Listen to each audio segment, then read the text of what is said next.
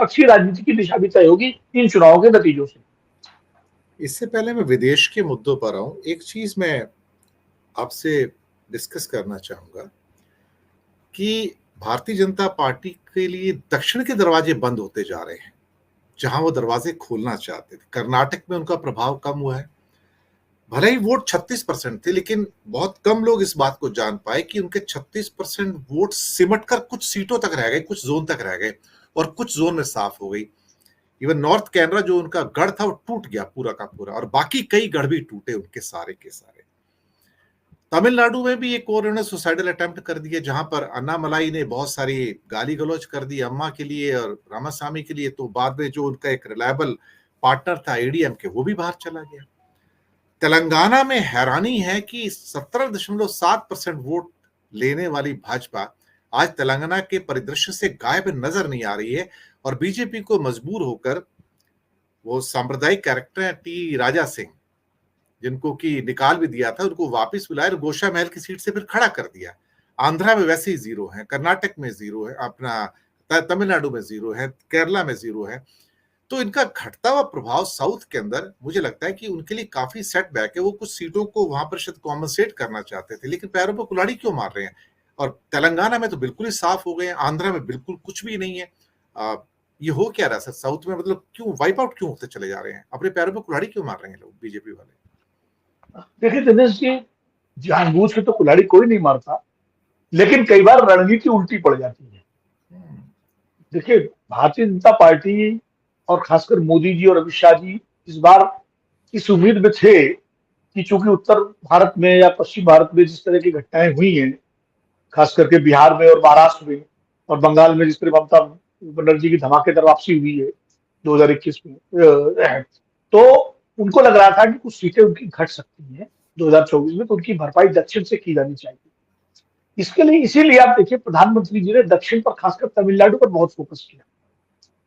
उन्होंने जब नई संसद का उद्घाटन होना था तो सेंगोल लेकर के आए, वो उसको स्थापित किया, दक्षिण के सारे संतों को बुलाया, काशी में जो तमिल संगम आयोजन हुआ, जो पुरानी जो नई संसद के भवन में जो अशोक की लॉट नई वाली जो उसका स्थापना हुई, उसमें दक्षिण भारत के पंडितों को बुलाया गया।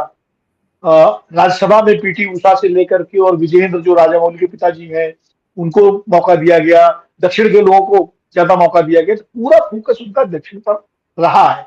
ऐसा नहीं कि मोदी जी ने प्रयास नहीं किया दक्षिण के लिए, बहुत प्रयास किया उन्होंने। और लेकिन दक्षिण में क्या है कि भारतीय जनता पार्टी की स्वीकार्यता आज भी एक काउ बेल्ट की पार्टी के रूप में है, एक हिंदुत्ववादी पार्टी के रूप में है। और दक्षिण की जो राजनीति है, जो द्रविड़ राजनीति है, जो चारों राज्यों की जो राजनीति है, वो हिंदुत्ववादी राजनीति से थोड़ा सा अपने को अलग करती है। कर्नाटक जरूर एक प्रयोगशाला बना, जहां हिंदुत्व की प्रयोगशाला में 2008 में पहली बार भारतीय जनता पार्टी को सरकार बनने का मौका मिला, येदियुरप्पा चीफ मिनिस्टर बने।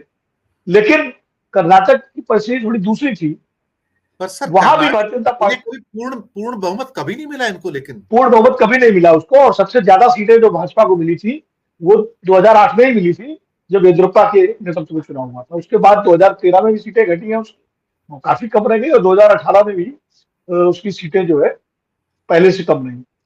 तो पूर्ण बहुमत कभी नहीं मिला वहां पर। लेकिन यह है कि उसको लोकसभा में अच्छा नंबर आता रहा कर्नाटक में। अटल जी के जमाने से कर्नाटक में भारतीय जनता पार्टी को 15-16 सांसद आते रहे, और पिछले चुनाव में तो 25 सांसद उसके अपने और एक सांसद उसकी सहयोगी पार्टी का जीत के आया 2019 में। तो कर्नाटक एक बड़ा उसका एक वो था जहां से दक्षिण भारत में उसको नंबर था। इस बार कर्नाटक का मामला भी काफी संशय और खतरे में है कि उतनी सीटें तो आने की उम्मीद दिखती नहीं। इसीलिए उन्होंने जनता दल एस से गठबंधन किया है, और जनता दल एस से गठबंधन करके भारतीय जनता पार्टी ने एक तरह से अपनी कमजोरी का भी संकेत दिया कि जो, और क्योंकि उसको अपनी सीटें देनी पड़ेंगी जीती हुई, जो 4 या 5 सीटें जो जनता दल एस लड़ेगा उस अलायंस में, वो अपनी सीटें देनी पड़ेंगी। और साथ ही साथ जो परिवारवाद का जो प्रधानमंत्री जी का एक नारा है कि परिवारवादी राजनीति को खत्म करना है, तो जनता दल से जब आप गठबंधन करेंगे तो परिवारवाद की राजनीति को के साथ आप समझौता कर रहे हैं कर्नाटक में, क्योंकि जनता दल भी देवगौड़ा परिवार का ही पार्टी है। तो वो भी एक तरह से, और कुमार स्वामी पर भी भ्रष्टाचार के वैसे ही गंभीर आरोप रहे हैं, जैसे कि और तमाम नेताओं पर हैं। अब दक्षिण की अगर बात करें तो तमिलनाडु में उसका आधार कभी बना नहीं, जयललिता की जो पार्टी थी एआईडीएमके, उसके साथ गठबंधन रहा, लेकिन जिस तरह गठबंधन टूटा, उनके पास पीक टाइम में भी 2 और 2.5% के बीच वोट आते रहे, उससे ऊपर कभी नहीं वोट आता आया। रहा, कभी नहीं आया। और कभी वो बचपन अटल जी के टाइम में पहले डीएमके से गठबंधन हुआ, फिर एआईडीएमके से हुआ, वो कभी इधर कभी उधर होता रहा। केरल में तो पार्टी उस तरह से कभी उसका आधार ही नहीं रहा। तेलंगाना में जरूर 2019 में उसने काफी कोशिश की थी, और उसके बाद हैदराबाद के नगर निगम के चुनाव में भी भाजपा ने ऐसा लगा था जैसे विधानसभा के चुनाव में, और 17.5% वोट मिला था। तो लग रहा था कि तेलंगाना एक नया गढ़ बन सकता है भारतीय जनता पार्टी का, उसके लिए। और इसीलिए चंद्रशेखर राव जो है वो बिल्कुल भाजपा के खिलाफ लाइन दे करके वो राष्ट्रीय स्तर पर निकल पड़े थे, और उन्होंने अपनी पार्टी का नाम टीआरएस से बदल के बीआरएस भी रख लिया। लेकिन कालचक्र कुछ ऐसा घूमा दिनेश जी, कि कर्नाटक में भाजपा बुरी तरह हार गई, और उसका पहला असर यह हुआ कि तेलंगाना में उसका पहला सीधा असर हुआ। आप याद कीजिए कि तेलंगाना कर्नाटक के चुनाव के बाद रिजल्ट आए नहीं थे, अगले दिन प्रियंका गांधी ने तेलंगाना में रैली की थी, और बड़ी विशाल रैली हुई थी।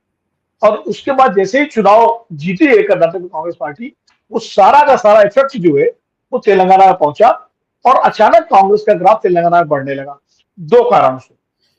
पहला कारण यह है कि कर्नाटक के चुनाव से कांग्रेस के कार्यकर्ताओं को जो ताकत मिली, और जो माइनॉरिटी वोट, जो मुस्लिम वोट है, जो जिस तरह एक तरफा होकर के कांग्रेस के साथ आया कर्नाटक में, उसने जेडीएस को भी खत्म किया, और वो मूवमेंट पूरे देश में शुरू हो गया, और तेलंगाना में भी शुरू हो गया, क्योंकि तेलंगाना में बीआरएस के साथ ओवैसी साहब की पार्टी का गठबंधन है। लेकिन जिस तरह माइनॉरिटी वोट जो है कांग्रेस के साथ आया, उससे कांग्रेस को जमीन मिली। दूसरा, कांग्रेस के जो अध्यक्ष है प्रदेश के रेवंत रेड्डी, उन्होंने बहुत मेहनत की, जैसे राजशेखर रेड्डी ने कभी की, उससे भी कांग्रेस खड़ी हुई।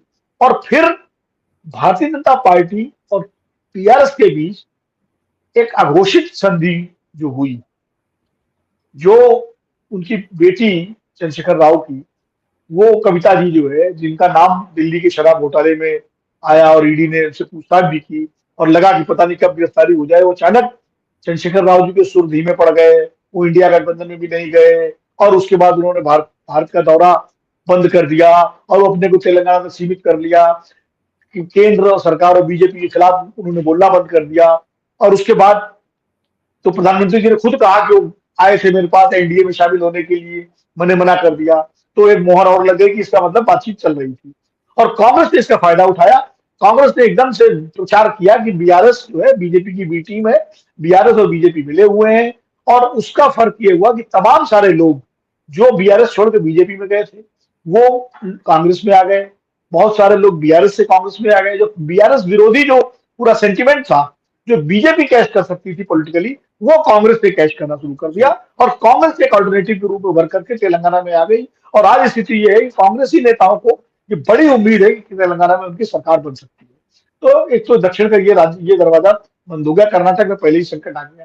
केरल में बीजेपी के पास ना कोई अलाई है, और ना कोई चेहरा है, और ना ही कोई संभावना है।